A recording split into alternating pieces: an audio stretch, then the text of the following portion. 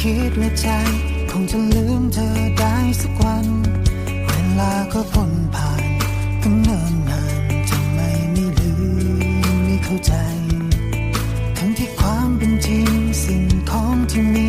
เกี่ยวกับเธออะไรตั้งมากมายรูปเราที่เคย